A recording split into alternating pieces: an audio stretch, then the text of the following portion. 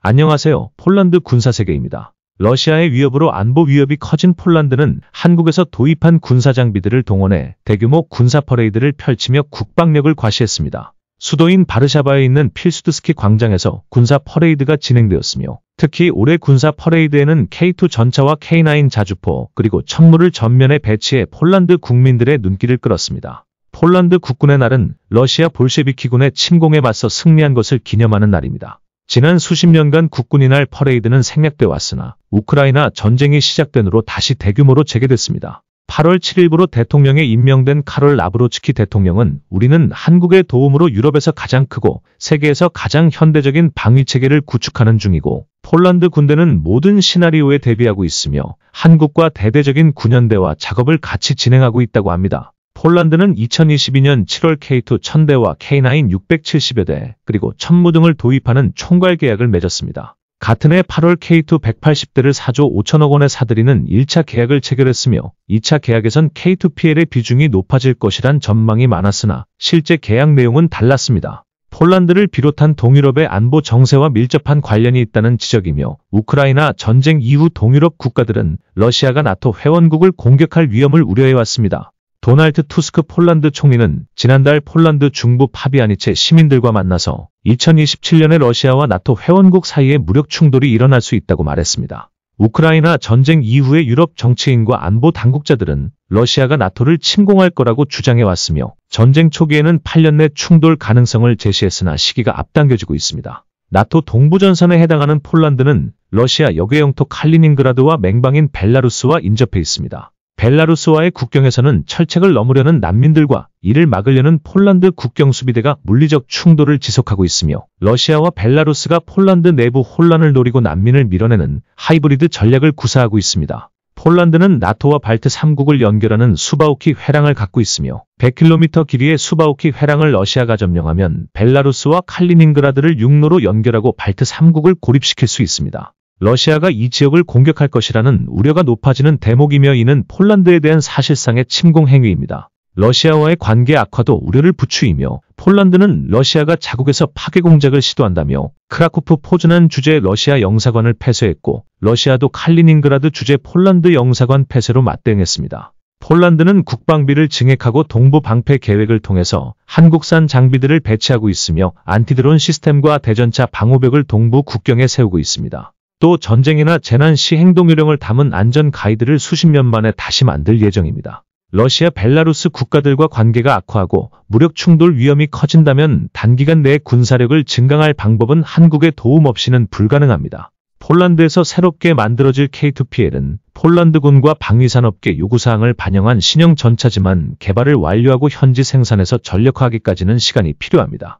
K2는 경남 창원시 현대로템 공장에서 신속하게 생산할 수 있으며 올해 1차 계약 물량 인도가 끝나면 2차 계약도 내년에 30대가 먼저 인도될 예정입니다. 1차 계약을 통해 신속한 생산과 납품이 가능하다는 점을 입증한 한국 방산의 장점이 2차 계약에도 영향을 미친 셈입니다. 폴란드군이 쓰는 미국산 에이브람스와 독일산 레오파드보다 가벼운 K2는 습지가 많고 교통체계가 낙후한 러시아 인근 동유럽 지역에서 운용하기 쉽습니다. 이를 위해 K2PL도 60톤 중량을 넘지 않을 예정입니다. 군사력 증강 못지않게 중요한 것이 방위산업 육성입니다. 우크라이나 전쟁으로 인하여 유럽 국가들은 미국에서 첨단 무기를 대량 구매하면서도 역내 방위산업 투자도 같이 늘리고 있습니다. 폴란드도 K2와 K9 그리고 천무 등을 한국에서 도입하면서 자국 방위산업체에서 장갑차와 무인기를 주문하고 있습니다. 폴란드의 전차 생산은 PGG 그룹 산하에 있는 부마르 아메디가 맡아왔으며 냉전 이후엔 T-71을 개량한 PT-91을 개발해서 말레이시아에 수출하는 성과도 거뒀습니다. 우크라이나 전쟁 전 독일산 레오파드 전차를 폴란드 요구에 맞게 레오파드 PL로 개량했으며 전쟁 직후에는 우크라이나군 T-64 전차와 유럽이 지원한 레오파드를 수리했습니다. 하지만 시간이 지나면서 공장을 유지할 일감 확보가 문제가 되었으며 레오파드 PL 프로그램이 조만간 종료될 상황에서 신규 주문이 없으면 생산활동이 중단될 수 있습니다. 이번 2차 계약에 포함된 K2PL 60한대는 부마르 아메디가 생산 활동을 지속하는 데 중요한 역할을 할 수 있으며 부마르 아메디는 1000여 명 이상을 고용하는 방위산업체로서 폴란드에서 유일하게 전차 시험장을 보유한 기업입니다. 한국산 첨단 무기 도입은 자국 방위산업 진흥을 동시에 추구하려는 폴란드 정부의 기조와도 맞아떨어집니다. 실제로 부아디스와프 코시니아 카미슈 폴란드 부총리는 서명식에서 한국과의 계약은 단순히 전차 구매에 국한되지 않으며 양국의 경제 발전으로 이어질 것이라고 합니다. 파베우 베이다 국방차관도 전차 구매 비용은 수명 주기의 3분의 1에 불과하며 나머지 3분의 2는 운영과 정비에 쓰인다며 이것이 바로 우리가 얻는 것으로 생산 능력뿐만 아니라 정비 능력도 얻게 된다고 합니다. 한국도 핵심 구성품과 관련 서비스를 폴란드에게 계속 공급해 부가가치를 극대화할 계기를 마련할 수 있습니다. 전차 생산 라인과 고용 유지, 지역경제 발전 등을 감안하면 폴란드 정부와 정치권은 향후에도 K2PL 추가 생산 압박을 받을 가능성이 크며 K2PL 생산이 증가하면 한국산 핵심 구성품과 기술 수요도 늘어나고 특히 장갑처럼 폴란드가 국산화하기 어려운 핵심 구성품은 한국이 독점 공급할 가능성이 큽니다. 이는 지속적인 부가가치 창출로 이어지며 한국의 방산업체가 폴란드와 거래를 하면서 수출을 통해 이익을 얻을 기회가 생기는 셈입니다. 폴란드의 K2 수출은 중동이나 동남아시아처럼 완제품을 판매하는 형태의 수출과는 다른 구조이며 방위산업 시장 진입 장벽이 높아질 조짐을 보이는 상황에서 현지 업체와의 기술 협력은 새로운 시장 개척을 위한 또 다른 도구가 될 수 있습니다. 파베우 베이다 폴란드 국방차관은 한국의 기술 이전이 폴란드 국내 생산 현지화와 유럽 공급망 통합에 큰 역할을 할 수 있다고 강조했습니다. Panie i panowie, oto F-50 Fighting Eagle należące do pierwszego skrzydła lotnictwa.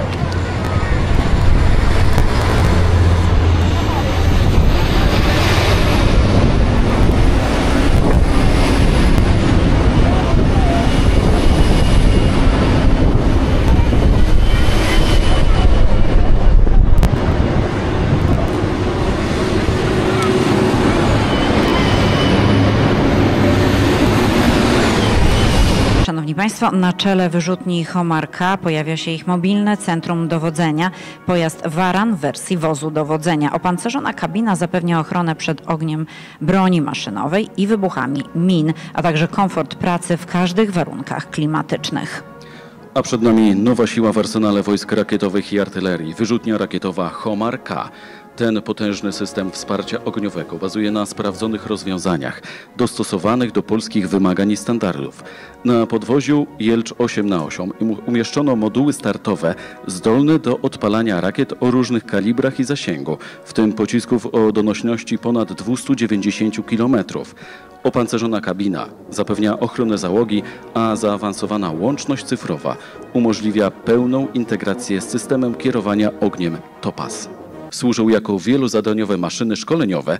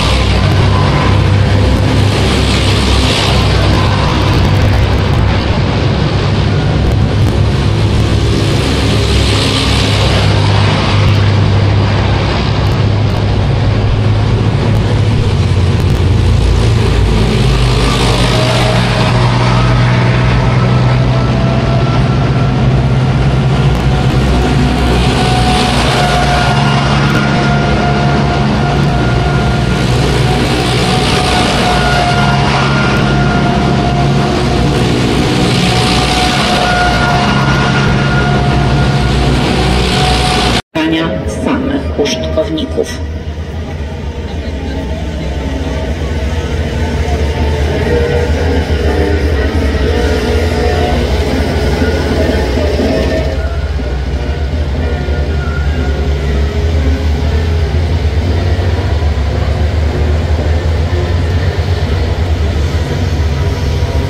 Tradycyjnie kolumnę zamyka pojazd żandarmerii wojskowej Opel Insignia, pojazd interwencyjny ruchu drogowego, który służy do wykonywania działań patrolowych i prewencyjnych w zakresie kontroli ruchu drogowego oraz ratowania kolumn. 105 flag Polski, Unii Europejskiej i NATO z okazji 105. rocznicy Bitwy Warszawskiej. Właśnie w Wojskowej Akademii Technicznej powstają najnowocześniejsze technologie wspierające bezpieczeństwo Polski. Rozwiązania technologiczne opracowywane w Wojskowej Akademii Technicznej znajdują zastosowanie w systemach uzbrojenia, satelitarnych, kryptologii czy sztucznej inteligencji. Was to uczelnia wojskowo-cywilna, jednocześnie technologicznie. 105 flag Polski, Unii Europejskiej i NATO z okazji 105. rocznicy Bitwy Warszawskiej.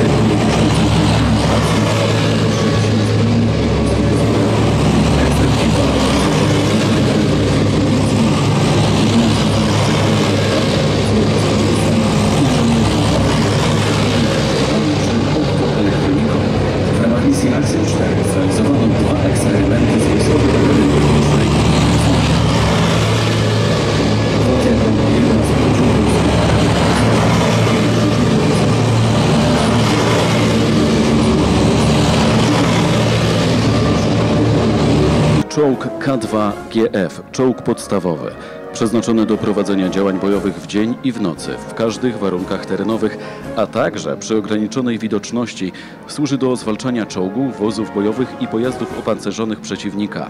Uznawany za jeden z najnowocześniejszych spośród obecnie produkowanych czołgów podstawowych. Wyróżnia go mniejsza waga, duża manewrowość oraz nowoczesny system kierowania ogniem i wsparcia dowodzenia.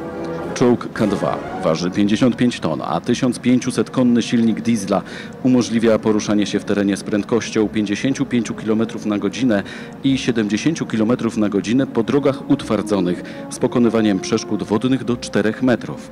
Ochronę czołgu i załogi zapewnia kompozytowy, warstwowy pancerz reaktywny ERA. Głównym uzbrojeniem czołgu jest armata 120 mm, która dzięki automatowi ładowania umożliwia wystrzelenie 10 pocisków w ciągu minuty.